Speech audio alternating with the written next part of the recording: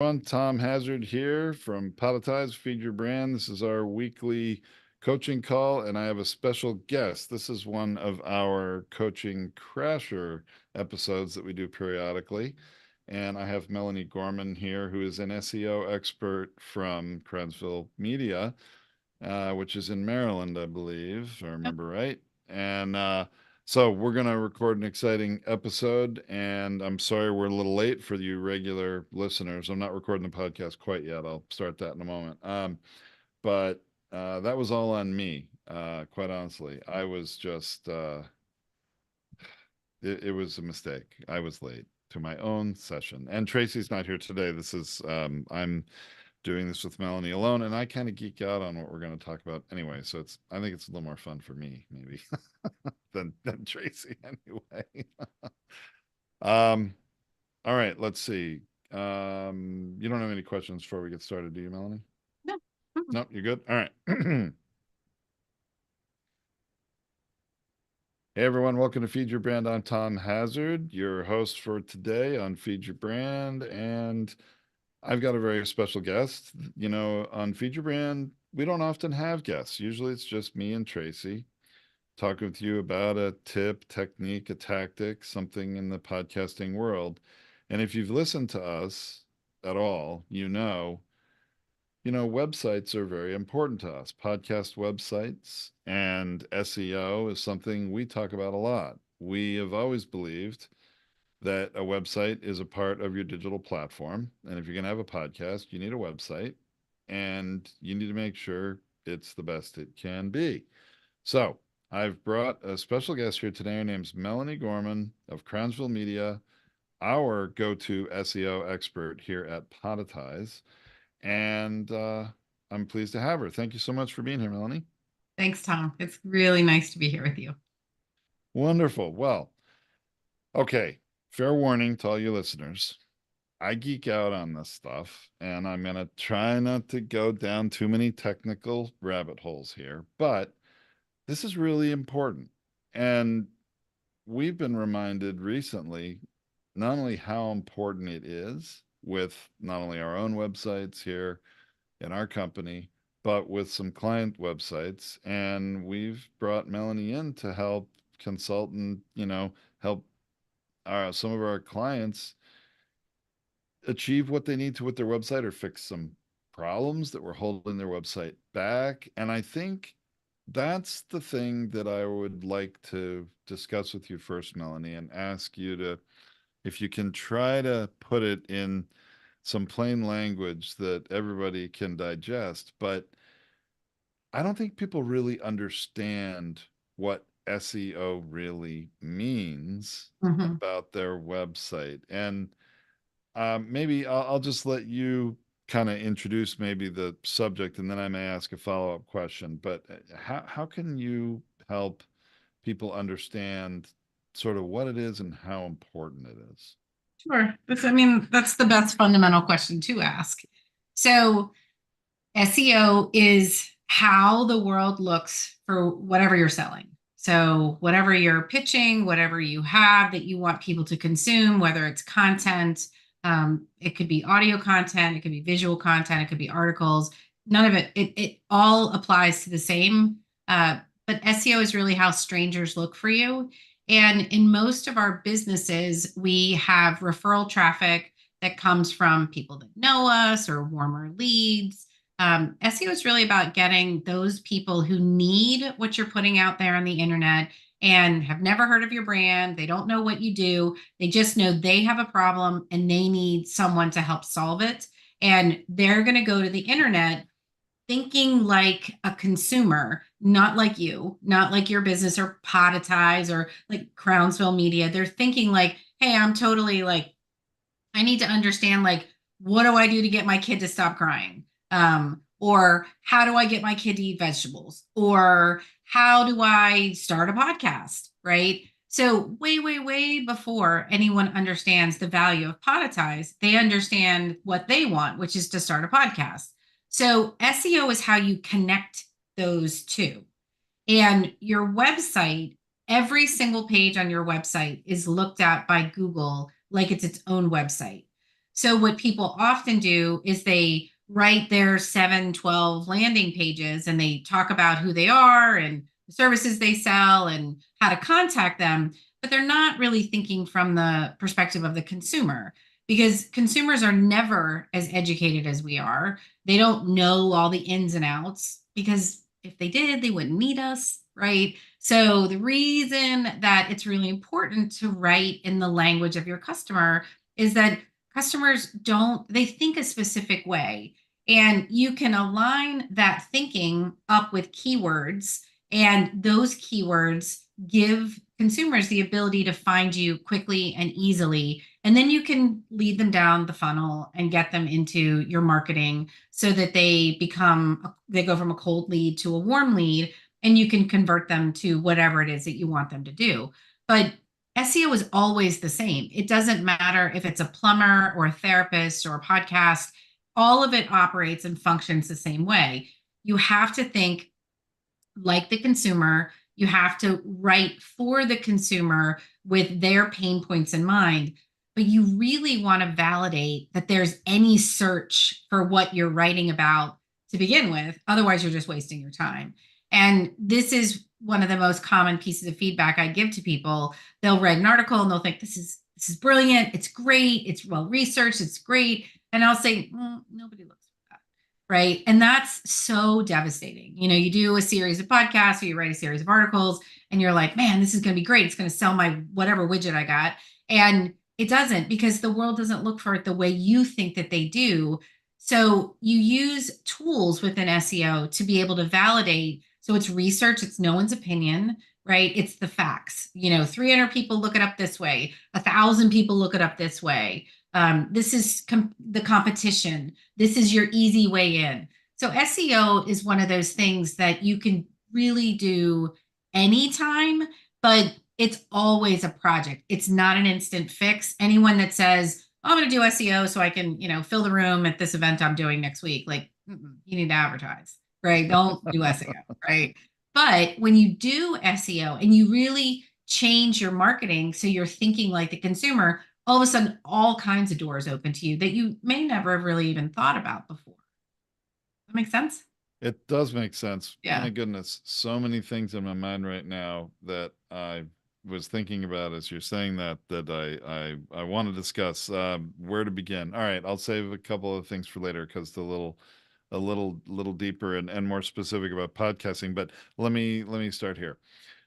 I often will encounter customers, and pretty much all of our podcast customers do have a website. If some don't, or if they're starting a new podcast, they might need a new website because Sure. they don't have one for it. But most will have a podcast. And when I talk to them about SEO, they'll say to me, "Oh, my site's great with SEO.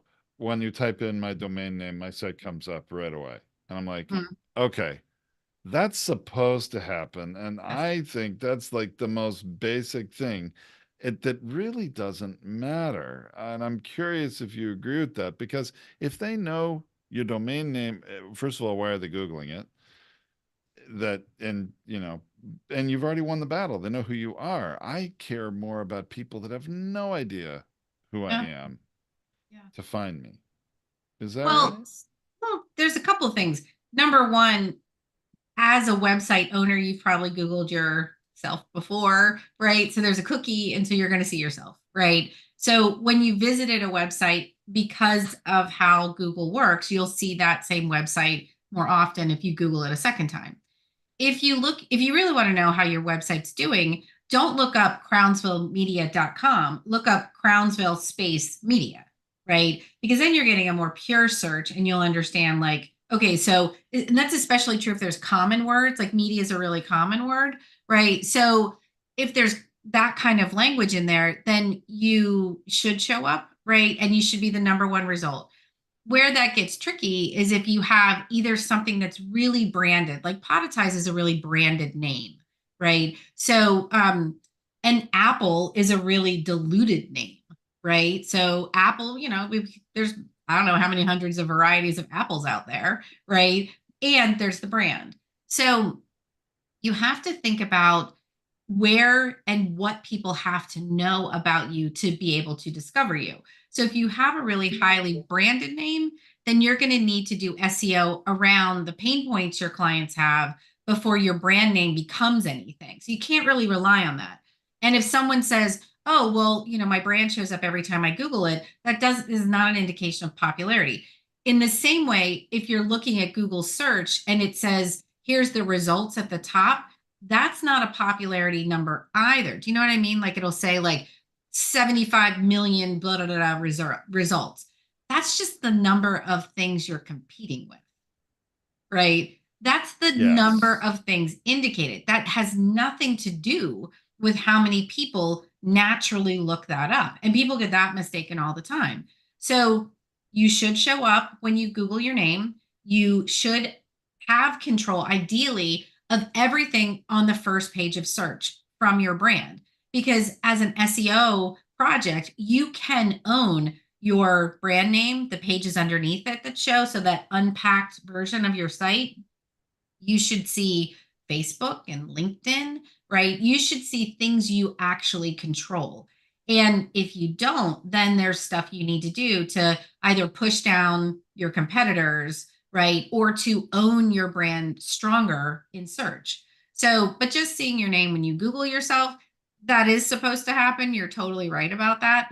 And you have to also consider like, well, how you're doing. So if you're curious, do an incognito browser and then you'll really get a good read on it. So, but it's just a tip of the iceberg with everything that's there to do. I think it is the tip of the iceberg, and that's I think what can be so overwhelming for people, and why I don't necessarily want to go down a really deep technical rabbit hole in this episode. But there are a few key things I think that are fundamental to help people understand. They either need to learn what they don't know or get some support Mhm. with this. And one of the things that I also have found really surprising, I don't know why I did, but as you and I were talking about someone's site, I think someone we work with, that they had a huge number of pages on their website and had like five of them that were ranking on anything. So Yeah. people think, oh, I have all this content on my website. Of course, Google knows about it. They just assume it, but it's really Mhm. not the case, right? No, and so there's layers to that, right? So Google is like a child, right? So the way to think about Google is I mean, when you want to teach your youngsters how to do something, you don't just say, "Okay, you're potty trained. It's time." Right? That's not how it works. Like any parent knows that that's not how it works, right? So Google has to be taught in the same way. And so there's things where when you publish content, you have to visit the content. You have to send traffic to the content. You have to inspect the content using tools like Search Console, which is a free tool that Google gives anybody that wants it. So you have to do things to validate that your content is even being indexed. And then after it's being indexed, Google's going to say, well, do you send any other traffic to it? Does anybody come to it? And it's going to evaluate the value of the content over everything on your website. So a business that has lots of content sometimes needs to clean up their website and get rid of content because sometimes you're showing stuff to people that they're not interested in, but you also have something called your crawl budget. So your crawl budget is basically the number of pages on your website that Google has decided based on how popular you are and how busy you are to allow Google to see every time it indexes your site. And when you reach your crawl budget, if you let's say it's 100 pages, if you have 101 pages, that extra number one is not even looked at. So it's important that you're controlling more of the narrative and you're really saying what is important to the brand. And typically that's your sales pages, your most popular blogs, your most popular podcasts, especially if they're doing what you guys do, where you're having the article with the corresponding podcast. Your homepage is naturally going to get traffic. You don't really have to worry about that. But everything else you should look at with a little bit of what's the value? How am I sending traffic to it? Because Google won't look at everything. And until you teach it what you want it to look at based on your linking and your promotion and your newsletter and social media and all the marketing things you do with the content, Google looks at it like it's all the same. And so if it's all the same, then it might look at the newest thing, which is new, but not really valuable yet. So you have to have some assessment and some thought into that so you don't lose traffic that is really meaningful to your brand and you're not relying on Google just to get it because Google doesn't, right?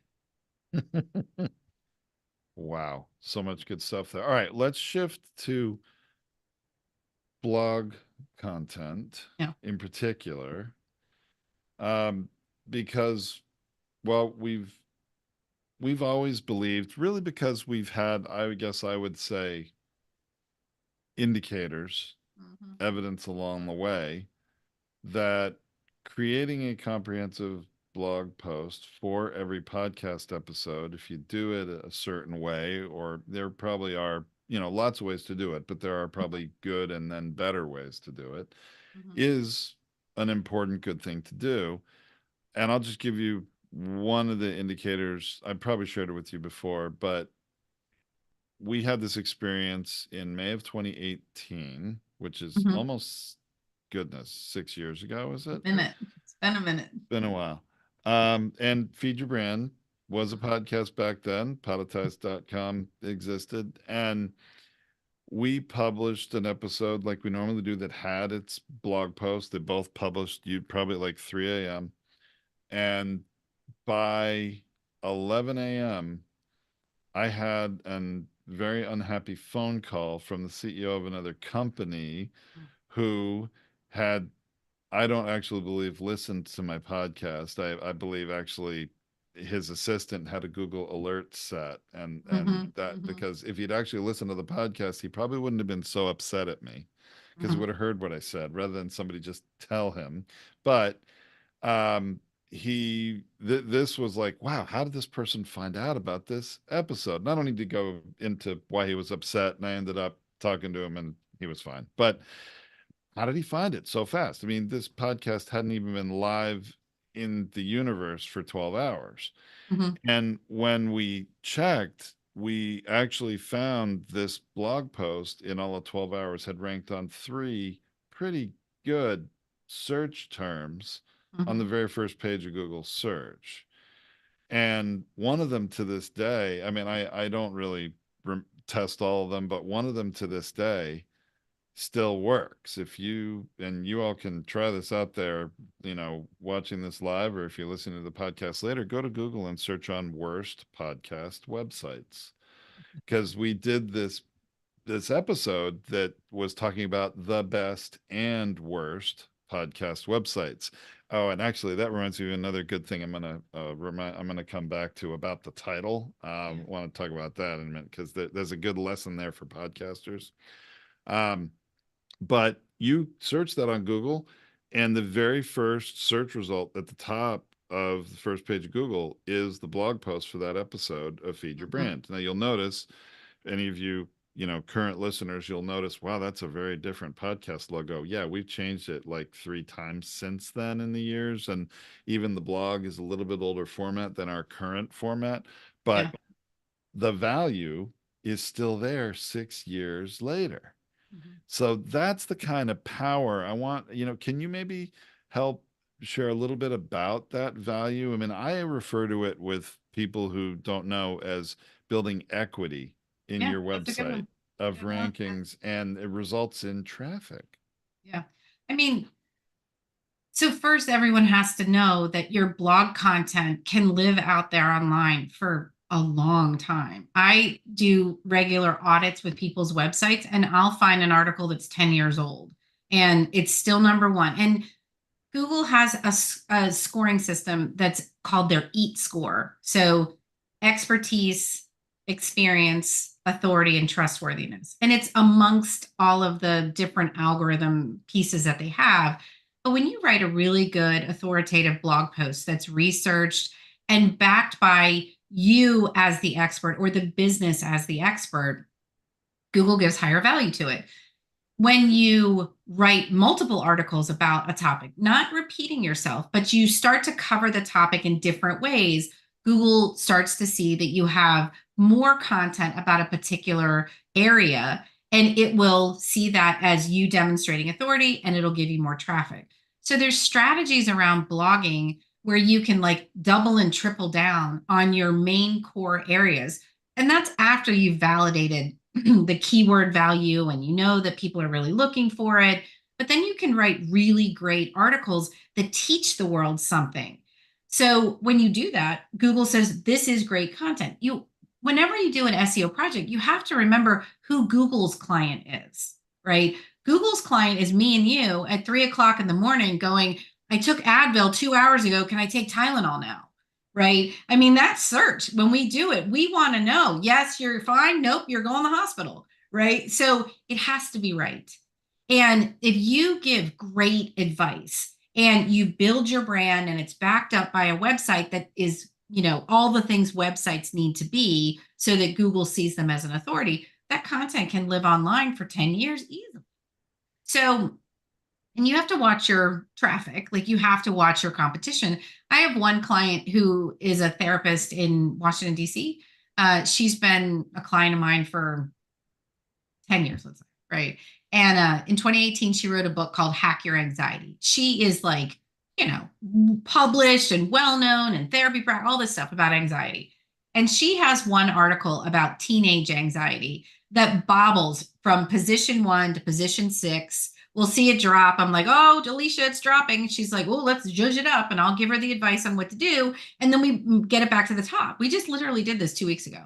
So when you have meaningful content, like if this article was really like, this is a game changer, this brings in all new podcasts clients, we would go through that exercise. And I'd say, okay, Tom, add these sections to it to make it new again, like make it valuable, make it 2024 or whatever. But that is how you can rework old content.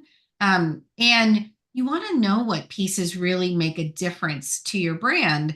So SEO is about, it's targeting the 3 different customers that really come to your website. So you all know the traditional marketing funnel, the upside down triangle, right? But really, when it comes to the web and SEO, you have cold leads, people who don't know you, they've heard about you, they found you in a search, some social media thing sent them to your website.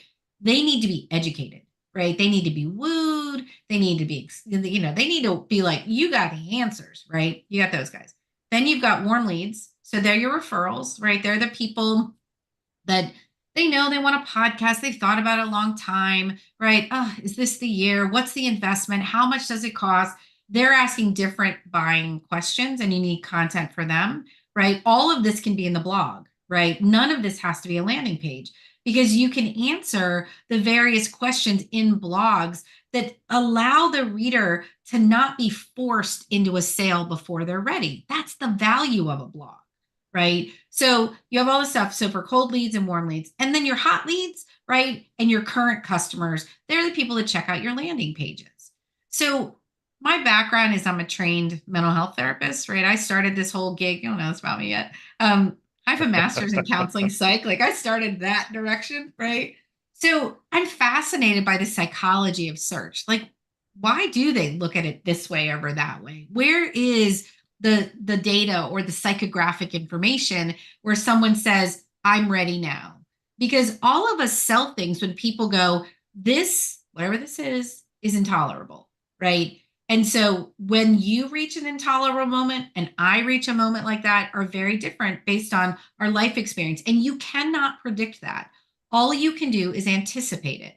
And so that's what your blog is for. And blogs are the backbone of the internet, right? Most of us read a lot of stuff. And as much as people think, oh, we have no attention span and oh, we're sick and tired, just put a table of contents in. Like let people scan. Like right for them. But it is that the blog is what gets people through the marketing funnel and teaches them effectively everything they need to know. So, and then they can come to your website and do something there. Okay, podcasters out there, I want to make sure you all heard this. The blogs are the backbone of the internet. That's the big ding, ding, ding message that I heard there. I mean, obviously, there's all kinds of wonderful wisdom coming from Melanie here. But really, that is an absolutely very important thing for all of us to understand. And I've always found, and I got to tell you, I'm not a writer. Yeah. Yeah. Tracy Hazard is a writer. She can Yeah. really write. I mean, she had an Yeah. ink column for 4 years, and Yeah. Yeah. she's just she can write the conventional way. I cannot. Yeah.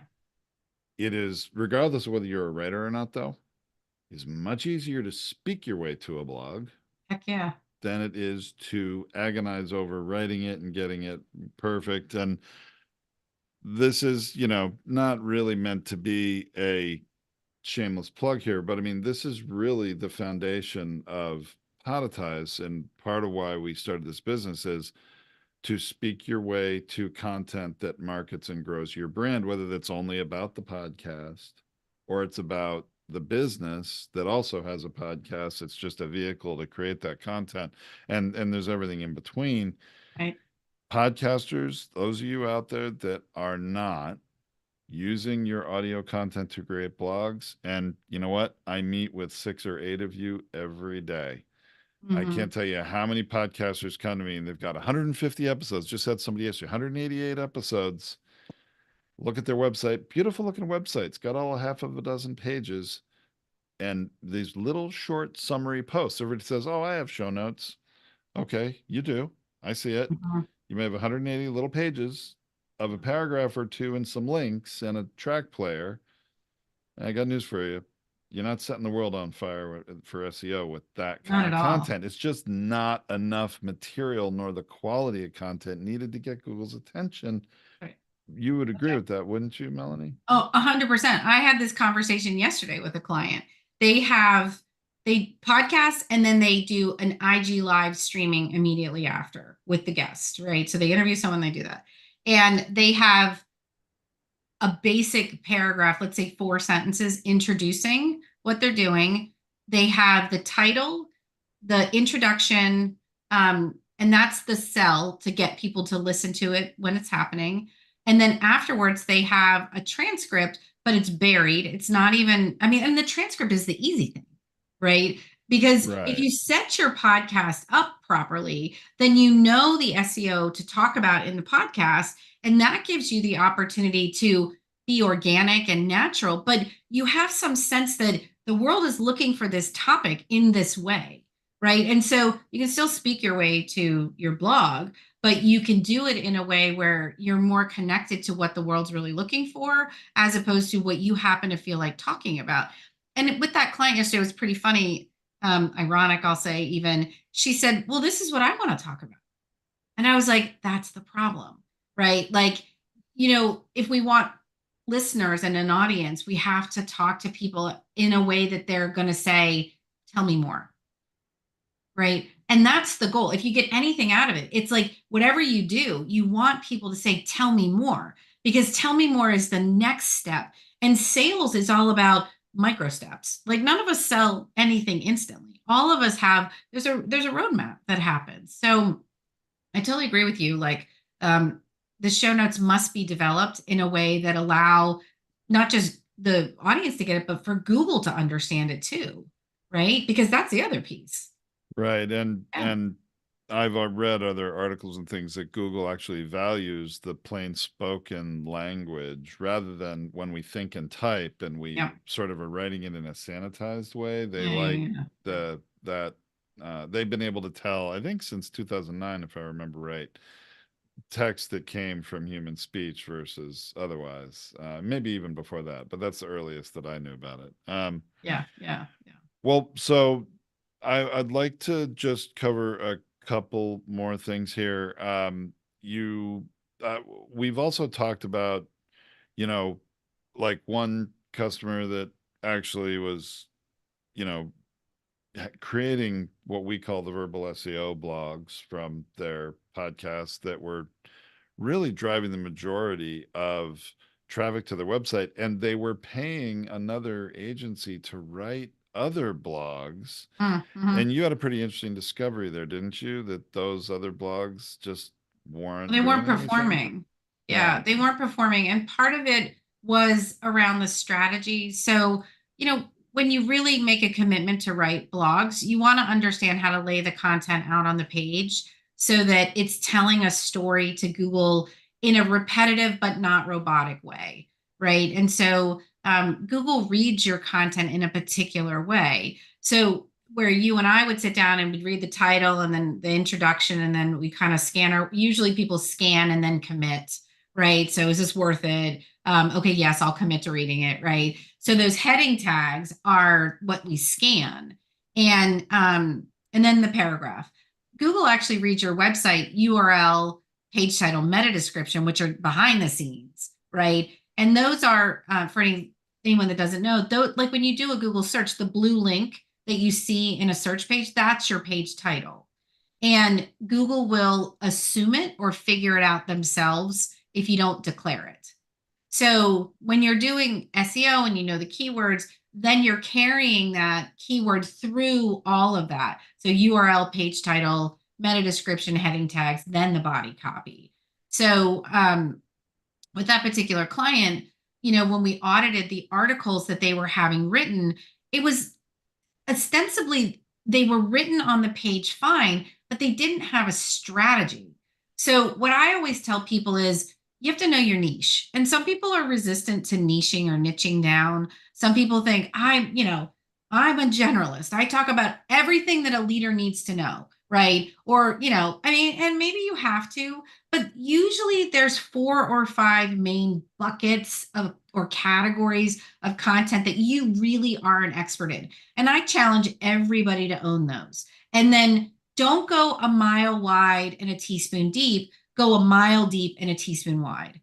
Because then you're demonstrating through the written word and the podcast. And if you have video, right? All of your media is showing I'm an authority. I know what I'm talking about. I know what I'm doing. This is how I do it. And I'm an authority in these lanes. When someone comes to me and says, I want to buy I want to buy ads, right? They'll say, SEM, I want to do that. I have referrals for them. Do I know how to do Google AdWords? You bet I do. Am I going to do that? No, I'm not going to waste my time on that. I am not the proficient expert in Google AdWords that I am in SEO, right? Now, Google AdWords and SEO are like kissing cousins, right? You got to get it right. So, or it's really wrong. So you have to think about that. And your ad person should understand the copy and the content on your landing page, or you won't have relevant connection and your cost per click is higher. So there's all of these ways that these pieces play together. For that particular client, what we were able to say is your SEO team is doing their job. They're missing a strategy. So it's missing a maturity that your brand really needs. And we can move that needle for you pretty quickly, right? So that's how that ended up kind of netting out. But All right. What about yeah. those people listening who are thinking, yeah, I don't want to do all that much work. Maybe, all right, I'll just have ChatGPT write my blogs. This is the question of the year, right? Oh my God. I couldn't let you get away You have without to ask asking it, that right? question. Right. Okay, so, and I'm so grateful you asked it because I just want to give everybody a warning, right? So I've been in the SEO space for 20 years, right? So and I worked at a publishing company in New York. We would publish 1,000 articles a month. Like I've been on high frequency publishing, right? And we were penalized twice, and it was very, very painful, very painful. Like, I mean, going from like 10 million clicks to 4, right? I mean, Ouch. so hard. So, anyways, I've been there. Here's AI is useful in many, many ways. What you do not want to do with AI is put any idea of any kind that one day you want to trademark, right? Because if you have an idea and you're like, this is it, this is my thing, this is my upcoming book, right? If you put it in AI, all free AI engines to this date, this could change. So just qualifying that, right? They take that, whatever you do in AI, and they kick it back into the engine, right? And they use your content to help refine the next search that comes along, right? So I come in and I put my magic idea into ChatGPT, and then Tom comes in and goes, wow, I never thought of that. Oh, this is a great idea. I'm going to write a book, right? And now Tom's writing my book. So you have to be very careful about your intellectual property in that way. So that's my disclaimer. At this point in time, AI tools for images have watermarks on them. So if you're using AI to create images, like you see those ads on like Candy Crush and Facebook and whatever that are like, take your picture in sweatpants and get a professional headshot out of it. There's a watermark on it that will say that it came from AI. Google is going to go in the direction, to your point about knowing human speech, knowing how people converse, knowing how people write. Google is moving to be able to understand if it's AI written or not. So eventually, there's going to be different search engines. We already see that with Bing, where Bing is AI informed, right? Mostly AI. And Google has got both ends, coming, and assumably will be available to all of us this year, right? To be able to choose what we want to do. Um, you want to think about AI as a tool to ease up whatever part of the writing process is hard for you, right? So when I do SEO for clients, I will use AI tools. Like my process is I do research. So I validate your keyword is looked up, whatever. I pick my key phrase. Then I do AI research to figure out who's beating you, right? And then I validate, okay, well, if I want to beat them, what do I have to do? How do I need to be different or better or more interesting or have different research or a different angle? What's my hook, right? I'm thinking those things. Then you can outline it and you can either voice to text it and then edit it, or you can even use AI to help you write it, but you must edit it, right? You can see AI articles if you look at them, right? They all start with the word intro and they have the word conclusion. That's the easiest tell, right? So there are going to be things where people are like, AI. And all of a sudden, your article that would have gotten 3 minutes of reading time gets, 4 seconds because people are turned off by it. So, Is yeah. is Google potentially also going to be turned off by it, where you might have blogs that are AI written or AI enhanced, and right now they're not maybe looking so carefully at the difference between that and Yeah. either originally written or the spoken word version, and there may be a future, what we've heard about in the industry as a Google slap, Yeah. where they end up re evaluating and re-ranking all these posts. And if you got filled with all AI Yeah. generated stuff, they may say, all right, this is worthless, we're not sending any more traffic there. So here's what I'll say to that. You know what Google's really, really good at? What? Patterns. Ah, Patterns. So what Google does is you can break all the laws. You can break all the rules and Google will let you get away with it. And then you get the smack, right? And it is so hard to recover from. So here's the thing. A lot of people make these choices and then they go, "Oh, it's working. Everything's great." And then they get a penalty. So AI content is distinguishable because what Google's good at is recognizing patterns and chaos. And what we're not good at is chaos, right? So, what we do as writers is we sit down and go, oh, it's got to be organized like this. And so we think we're trying to best Google. It's a lot smarter in that kind of information. So, you want to be thoughtful about what can be seen in those ways.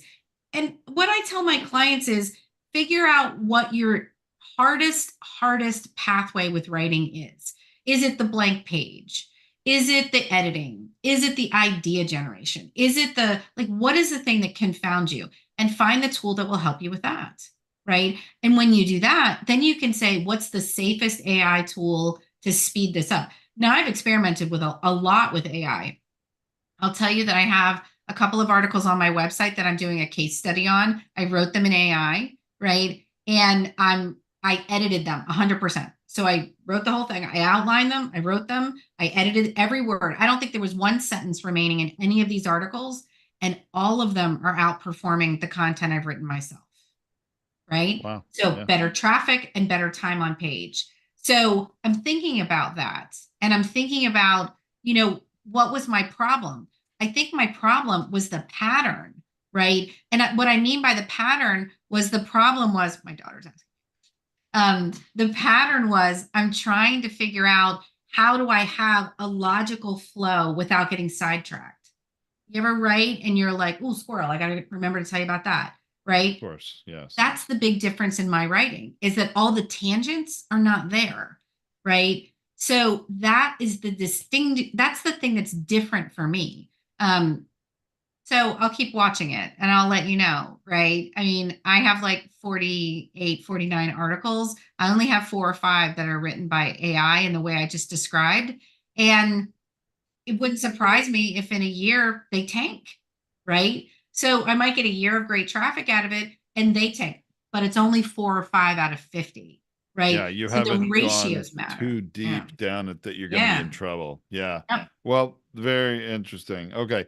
Um, last little question, and then I want to make sure we let everyone know a little bit about some of the things that you do that people can access for an evaluation of their website. But first, so back to the titling thing. I told you I want to come back to this. So I have to pay off on that promise, which is we learned a while ago because Tracy and I are so often co-hosts and doing Mm, things together, we would refer to ourselves as Tom and or ampersand, yep. Tracy Hazard. And what we learned early on is people could Google and find Tracy easily because Sure. Tracy and Wouldn't let you. Hazard are right next to each other. I'm Tom and Yep. who's searching on Tom and?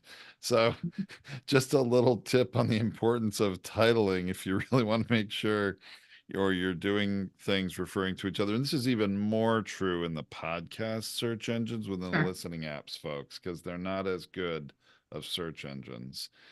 They're And not. as with authors, you've got to, if you're co-hosts, you have to have, and you're, especially if you're married or brother and sister and such, Mhm. like if you're, what is it? Jason Kelsey and now who's the other Kelsey who's with Taylor Swift? Now I'm even forgetting it. Travis. Travis. You've got to say Travis Kelsey and Yeah. Jason Kelsey in order for them both to be searchable, especially in the author field in podcasting. So that's I find that is a rookie error a lot of the time among co-hosts, Yeah. especially if they're related. Well, and the other thing I see with naming is it's called the piggyback strategy. And so I interview you and on my podcast, and you're more popular than I am. So, my Fitzer Schnitzel podcast with my guest Tom Hazard, right? So what I'm really doing by including your name and everything is I'm trying to get connected to your name in search.